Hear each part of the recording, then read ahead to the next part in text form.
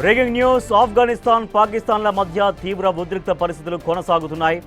పాకిస్తాన్ చేసిన వైమానిక దాడికి ఆఫ్ఘనిస్తాన్లో తీవ్ర నష్టం వాటిల్లింది.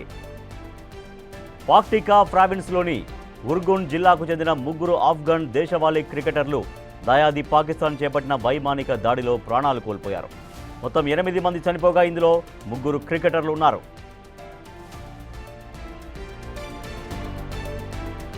పాక్టికా ప్రావిన్స్ రాజధాని షెరానాకు స్నేహపూర్వక మ్యాచ్ ఆడేందుకు వెళ్లారు క్రికెటర్లు. వాళ్లు తిరిగి వస్తుండగా పాకిస్తాన్ వైమానిక దాడి చేసింది. ఈ ఘటనలో ముగ్గురు క్రికెటర్లు కబీర్ అఘా, సిబ్గుతుల్లా హరుణ్ ఈ అటాక్ జరిగినట్లు ఆఫ్ఘనిస్తాన్ ప్రభుత్వం వెల్లడించింది. మృతుల కుటుంబ సభ్యులకు ప్రగాఢ సానుభూతి తెలిపింది.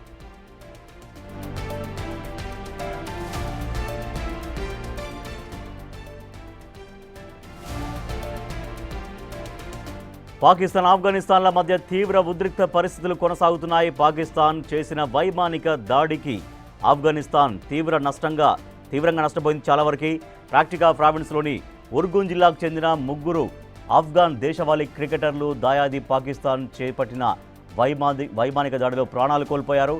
మొత్తం 8 మంది చనిపోగా ఇందులో ముగ్గురు క్రికెటర్లు ఉన్నారు.